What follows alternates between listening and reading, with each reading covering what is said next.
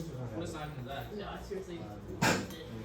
Okay, so we've been talking about ecology and how organisms change over time. We started that human population paper yesterday, so we're going to kind of expand on that today, talking about how human population changes over time, because as far as animals are concerned, humans are kind of the anomaly. We're kind of the strange ones. What applies to other animals does not really apply to us. We're the exception to the rule in most cases. Now, we have, it says 6.8 billion, but we're well over 7 billion by now. So in 2009, that was a while ago, we're over 7 billion by now. Growth rate began to increase about 10,000 years ago, and it's soared in the past 2 centuries. Why? Why has human population increased so much? Why? Why are we growing so much? Why are there so many of us? It's easier to survive nowadays. It's easier. True. There's a better, there's good, Better survival rates. True. That We- and We have the capacity to make more space. We can make more space. Isn't the population decreasing right now? No, the isn't it economy- increasing the economy is economies? set up No, that we can. the death rate's higher than the birth rate right now, I'm pretty There's like some places like Japan it's like that. sure. No. That's like, because for the they'll limit world. you to 2 kids or something. Not that. For the world, the death rate is higher than the birth rate. Isn't there countries that limit you Because to a certain amount of kids, kids? like young kids, Yeah. aren't having kids. Yeah. There are kind of, China but did it's not like for a America, while. They just have like 12 kids. So Those freaking Mormons popping out of the right. Yeah. there's a lot of things that play into the fact that allow us to They don't have. survive as well as we do. Think back to the olden days. The really, really olden days. Before we had cities and before we were settled down, we had, before we even knew how to farm, we had to go where the food was. And so, in those cases, we were nomadic, and we followed the food from place to place. And because of that, we couldn't settle down, so we had to follow the food. Then we figured out how to farm, and once we figured out how to farm, we could settle down and we could actually grow the food. Then once we figured that out, we were able to build cities, and then once we built cities, we were able to figure out, oh, okay, well, you farm, and I am going to do this. And then we were able to divide up the labor. Some people farmed, some people did other things. If you make the food, I can focus on this instead, because I don't have to worry about food now, because that's what you're doing, so I'm going to do something else. Because of this division of labor, we came into what was called the Industrial Revolution. The Industrial Revolution was helpful because it allowed people to figure out, well, now that I don't have to worry about food, I can use my talents to focus on something else besides just feeding myself. So that opened up this whole other world of opportunities. And so because of that, we were able to expand even more. So humans were able to migrate into new habitats and expand into new climate zones. And this is what Addison was saying about going into new places. We can now have more habitats than what we were made for. Think about us compared to animals. Animals have fur coats. We don't got no fur coats. Animals have sharp claws. We don't got no sharp claws. We are not made to survive in all these places, but we have developed ways to survive in these places. We have air conditioning. We have heaters. We have houses. We have coats. We have made housing and clothing and other things that have allowed us to survive in habitats that we normally wouldn't be able to survive in. And part of that is because of the new technologies. New technologies allow us to live in those places, and it has increased the carrying capacity. We've talked a little bit about carrying capacity and how carrying capacity allows a habitat to maintain a certain area. And so we have increased the carrying capacity for different areas because we are smart. And basically that's what it all comes down to. We are so smart that whenever we run up against an obstacle or a limiting factor, we figure out a way to get around it. Anytime we come up to something that would limit our population, we figure out how to solve that. New disease like COVID, figure out a vaccine.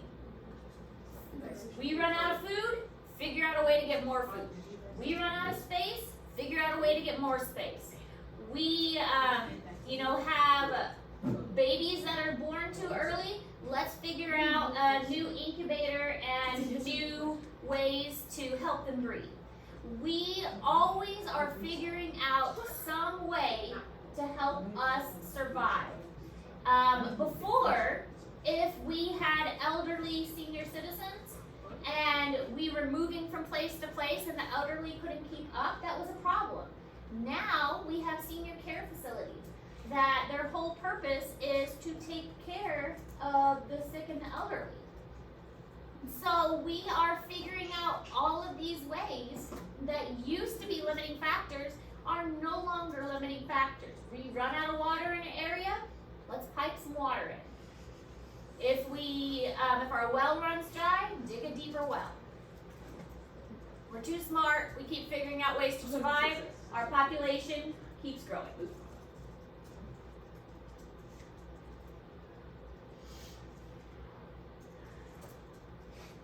Things that would normally make our population go down, not making our population go down anymore. Now granted, it's not true for all countries. We happen to live in a country that's very good at solving problems. There are many countries out there that still struggle and don't have a lot of advantages like we do. We just are very fortunate that our country is one of those that allows us to have a lot of benefits.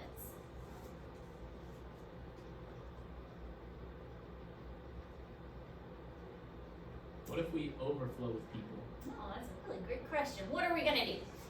Because everything in nature points to the fact that we can't keep doing this. Yeah, anybody below 100.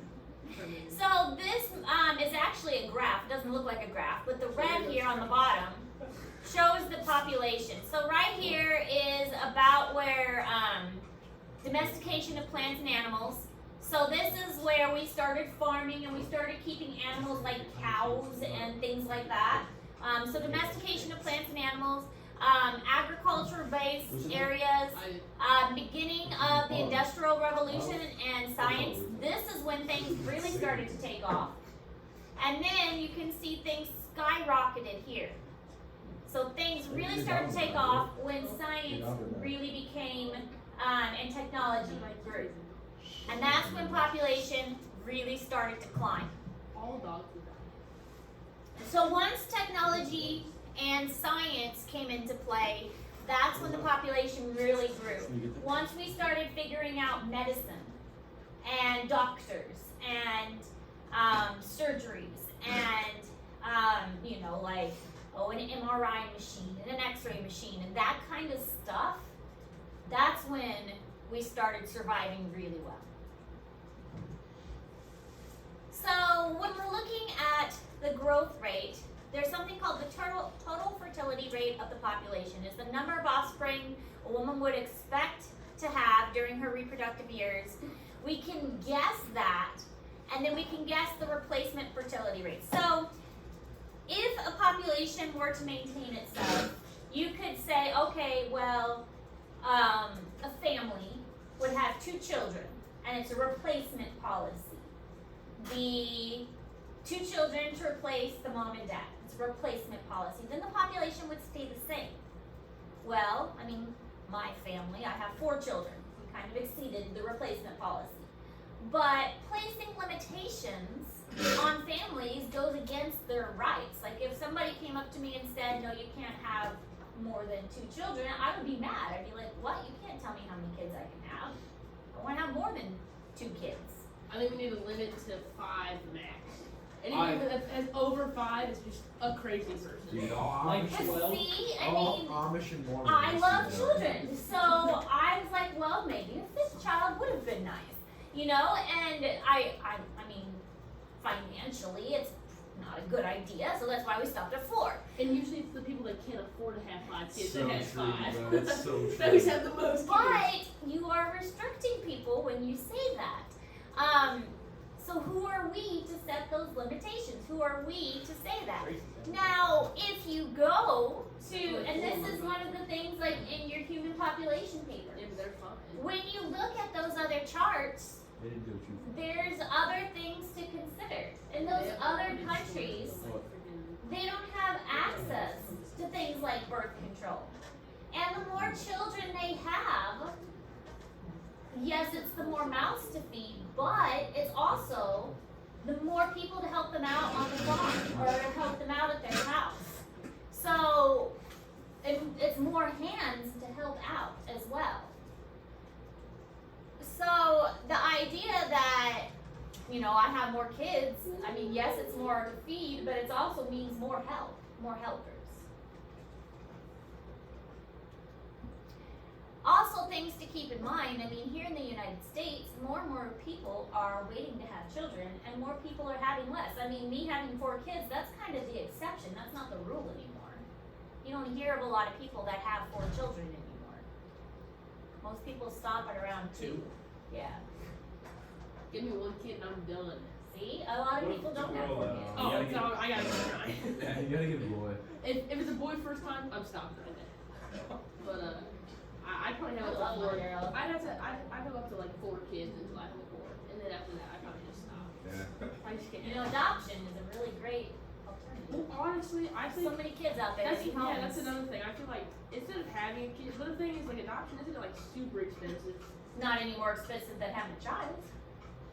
I guess Yeah, I low key cost my dad several $100,000. Right. that's because you.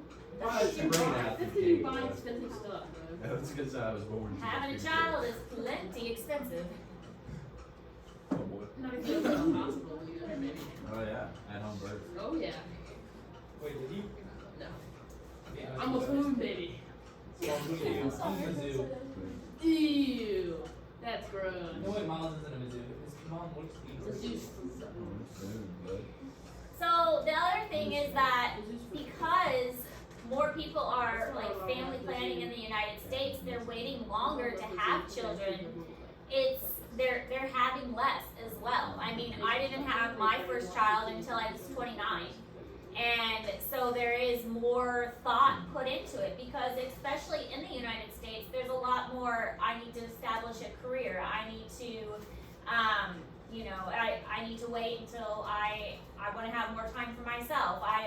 I'm not ready to have a child yet. So in other countries though, they start having children really young because they need more help for the farm or to more workers. But also they don't have that access to that health care to prevent those births early on like we do. So the world population growth cannot be slowed for many years because 1.9 billion people are about to enter reproductive age, and that's something to keep in mind. So because of the high reproductive ages in the past, there is a huge amount of the population that is getting into the phase of reproduction. So now we had a large group of individuals that are just now reaching that reproductive age, and so they're going to start reproducing soon. And so the population is not going to really slow down for a while because we have this huge chunk of people who are just getting into that age where they're going to start having babies and starting families. And so it's not really going to slow down for a while.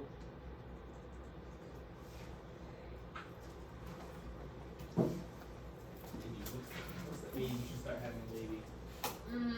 25 at least. Like a least or most? At least. And see, in the past, in like my parents' generation, they started having it at like 20, 22. My mommy was at 19. See, and that was normal. That was normal. But now, like I said, I was 29. I got pregnant at 28, and I was 29 when I had my first child. Which yeah. And that was normal. How old was your mommy? 24, 25. Your mom's 40? She just turned 40, yeah. There's nothing That's wrong wild. with 40s. I'm still 35. It's really odd. How old is your mom, Miles? If I How old's your dad? That's real loud. Dude. Grace's dad's 2 years older than mine. Dude, that's big. Yeah, but Tracy's a brother of 25. Sam's dad's 63. His dad is super.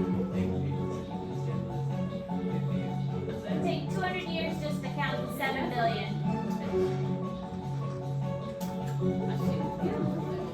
You started counting to 7 billion, it'd take you 200 years. Start counting. No.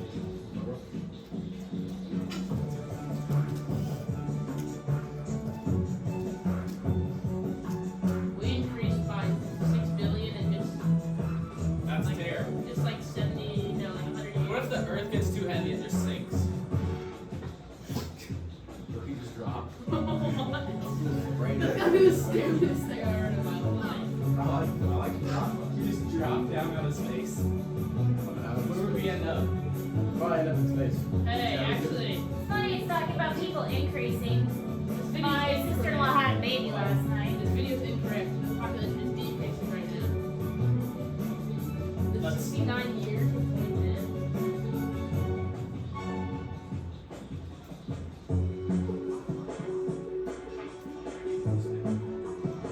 The average age was 69 just 10 years ago. It's a growing population right now. No, it's not. And this video is pretty old too. We've added 1 billion people since 2007. No, I'm talking about right now. The population is decreasing. Less people are having kids and more people are dying. Because of COVID. No. No, definitely not. It doesn't depend on which country. I'm just talking about worldwide. In general. Have you heard Elon Musk talk about population, Let's give him like 40 kids. I think he said population collapse. Who has like 40 If kids? there are any golfers that want to deal today before you leave, the ladies will attend this fast lunches that are available. So if you They have 5% of want the to students, go 23% of the energy. let them know before the end of your lunch. Yeah, shit, 40 things. Actually, that's not true. Depends on what we have right Shoot now. worse, but still, shoot 40. No, because you can shoot 30. Don't check, shoot 30. I'm not counting right now. Why would you not count it? Yeah, I'm gonna do better than Red Dot. And if I don't beat Red Dot by 2 strokes, Miles will be ahead of Red Dot. Correct. Okay, so these charts are one of the things that you'll write your human population paper about. If you haven't figured out how to read them, males are on one side, females are on the other. Babies at the bottom, adults at the top, so you get older as you go up. It's really kind of interesting to how these are graphed because you get different shapes depending on the different countries. So this one's China, India, and this is the United States. So on this one, it's kind of a very uniform. So lots of babies, and they all kind of slowly die as they go up. China, it's very staggered. In the United States, it's also kind of staggered. One thing you'll notice as you go through the one that I included in your assignment is that throughout the years, the United States is going to change significantly. The one that I included in your assignment projects estimates of what it's going to look like in the future up to 2050, and it's based on the U.S. Census. The past ones are accurate because it takes actual data from the U.S. Census. So these charts are going to differ depending on the different countries because different countries have different needs and different access to birth control and different living conditions as well. So obviously China and India are going to have different living conditions than the United States will, and also different technology. So we're going to see different trends in the population than we will see in the United States. The blue represents the reproductive years, so any individuals in the blue are going to be reproductive years. The green represents children, and the red in this chart represents the elderly who are no longer able to reproduce. So anybody in the blue can have children and going to contribute to below the children in those age groups. Same with this one, only the kind of the dark blue is the one contributing to the reproductive children below, and the dark green is the children. But you can see lots of different shapes depending on the different countries. So Mexico has a really interesting one with a very broad base of children. United States really has a very fat kind of graph because, again, a lot of our elderly are living longer. Canada is very kind of uniform, and Australia also very uniform throughout. So the most highly developed countries have the lowest birth rates and infant mortality, and the highest life expectancy because they are the ones that are going to have the best technology and the best ability to make those children survive. They are the ones that are going to consume a lot more resources too. So in some countries, there's not going to be very much population growth, and the individuals that have a lot of children, the children are going to die off very quickly and not survive to adulthood. In fact, the whole population is going to die off very quickly, and they're not going to have a lot of elderly. So like very quickly, if you go back to these, you'll see that there's not very good health care, and the elderly are going to die off very quick, like here in India, here in Mexico. They don't have a very high senior citizen rate. All of their senior citizens die off very, very quickly. You don't see a lot of senior citizens present.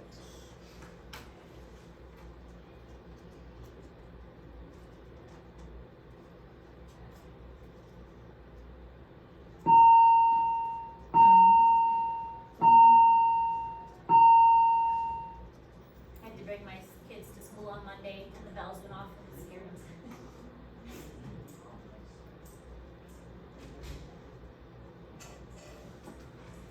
They were disappointed though that there weren't any students here. They really wanted to see you guys. I wanted to see. What? Trace the bell numbers Okay, well, on the basketball goal. what? What are we talking about? No. So glad you're paying attention. I'm trying to study for this dissection. Sure you are. He is low key. Oh, okay, okay. I'm locked in. Dude, it's really not that hard. Well, he I have hasn't to. been I have to seeing- know the stuff. Like, He hasn't looked at it in probably 2 weeks. Yeah, yeah. I mean, it was pretty easy. maybe it's too easy. Alright, so demographic transition model describes how changes in population unfold in different stages. So we're looking at from the more primitive to the more advanced. So we've got like a really primitive, living off the land, traveling, nomadic, going from place to place, to what we have the very industrialized, where you're going shopping, get your groceries from a store. So it's definitely two different extremes. But different countries, different people, different cultures, that's all they know, that's all they're familiar with. So it depends on which country you're living in, it depends on how you grew up, and those kinds of things. Those individuals are just used to those situations. So he just did That's something. Is this the last? So we have a pre-industrial stage, which is this one over here. The pre-industrial stage is before technology and medical advances. Birth and death rates are high, and again, that's because they don't have a lot of access to birth control. And the rate of population in general is very low. So they're going to have a low population overall, but they're going to have lots of births and lots of death.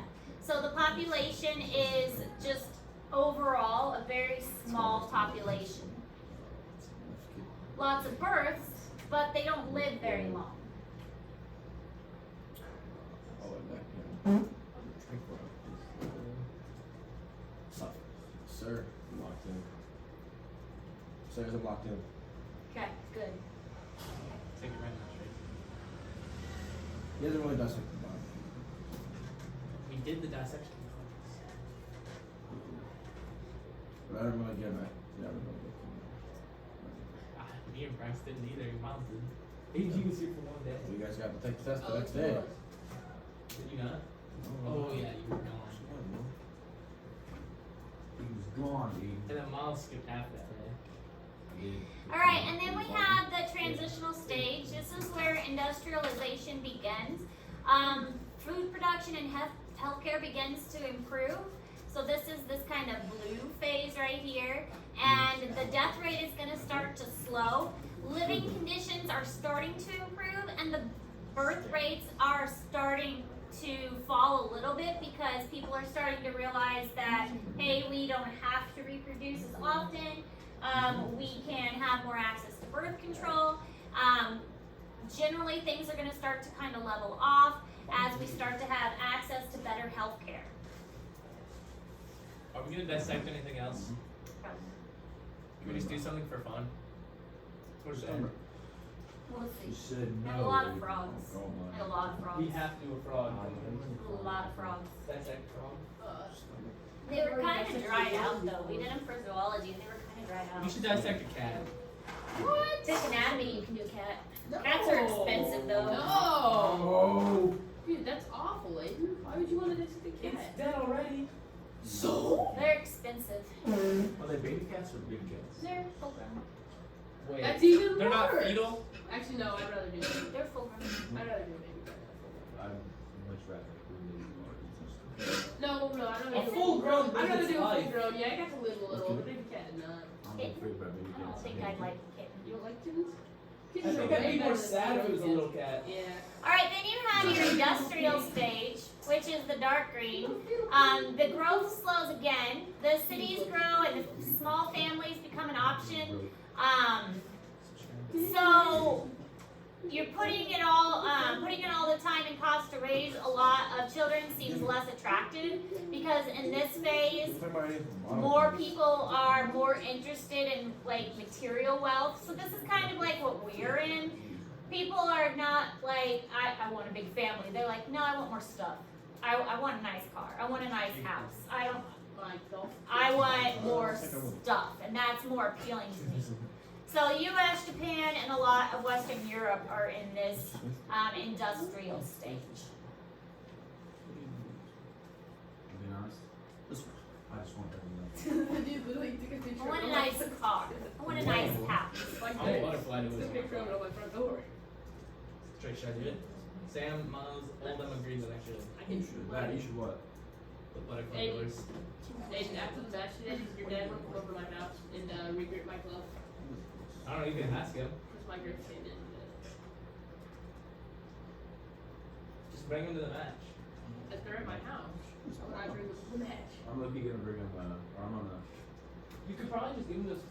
Just bring him to school Friday. I'm gonna get some range balls. I'll take him to my house. He'll do them Friday night. I'll get him back to you Saturday. When you give them back to you Saturday? Bringing them to you? Or are you picking them up either way? Ooh, but I'd rather get them. And then it's estimated that many transitional countries will become industrial if the rapid population growth does not overwhelm them.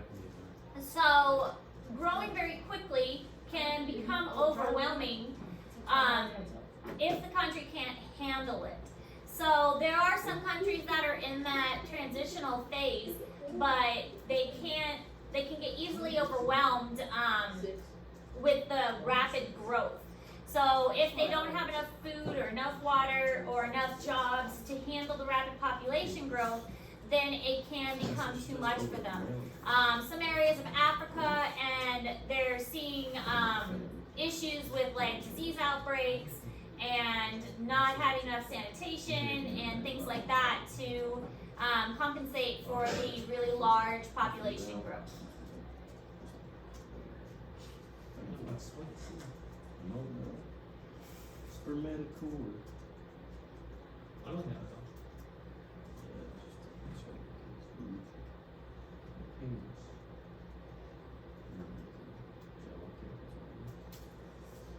It's not that hard. Tell me we get dismissed. 2:30. I think I'm good. I thought we left. We leave at 2:30. You're right. Dismiss at like Get 2:15. down on it. You really know it. I gotta go to my house before the match. I gotta go grab my first card. You're gonna bring a push cart for 9 holes? Yeah. Bother you? Is it lazy? Because my shoulders hurt? Okay, so this chart is in Google Classroom and shows how the different graphs work. So we've got our industrial, food, other resources, population, and pollution. All of them are going to rise to a certain point, and this is kind of where we're at now. And we're predicting that everything's going to taper off because our population is going to crash, because we cannot expect the population to keep growing without something eventually wiping out the humans.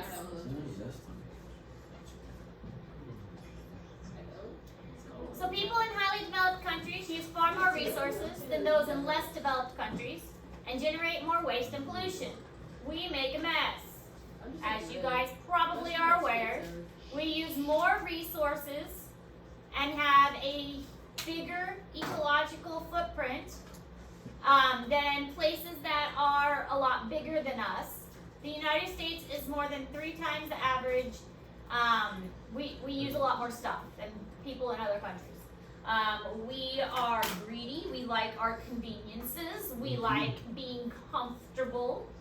And so we will use up resources a lot more than other places. We use up more energy, we use up more water, we use up more of pretty much everything because we can. And we like to be comfortable and we just like our stuff.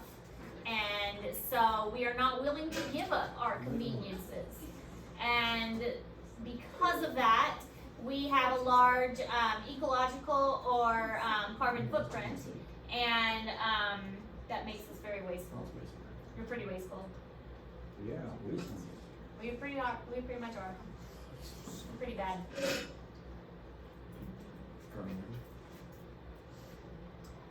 Our footprint is 3 times the average of other places. What? We're pretty wasteful. We use more stuff than other countries, about 3 times more. That's wild. I've heard wild. I say we blow up. Like, we use more energy, we use more food, we use more plastics. I mean, pretty much everything. We produce more pollution, It is what it is. we use more water. America. Rah! Alright, looks like a G. He looks just like Brody. No, maybe if Brody was like taller and. I meant face wise. Progress. No, his Brody. Oh my. See, we're talking. That's tough. I didn't. I thought you. No, Tracy's brother. Let me see. So here's kind of a map of ecological footprints. United States up here at the top, and then Canada close behind, and then India, does a pretty good job of keeping their resources down. United Kingdom, Japan, Mexico, Brazil, China, and India. In Japan, they actually have their students clean up the school, and it's a way of showing respect to the building that they work in. So they rotate through, and at the end of each day, the students will actually clean the building and take out the trash and wipe the boards and everything and sweep up. So they don't have to hire a custodial crew. The students clean it.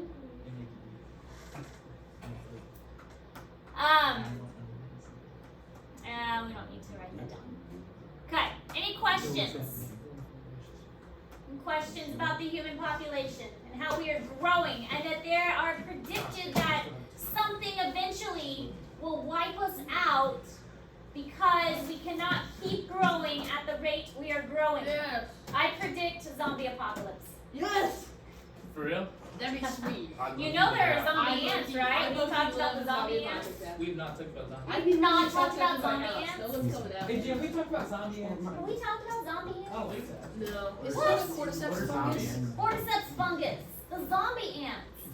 Yes, cordyceps No, fungus. I heard the only way a zombie apocalypse could ever happen though was through fungi. Yeah, it's a fungi, cordyceps fungi. fungus, which is a zombie ant. It takes over the brains of the ant, and it basically eventually makes another zombie. Is that the same thing that happened on The Last of Us?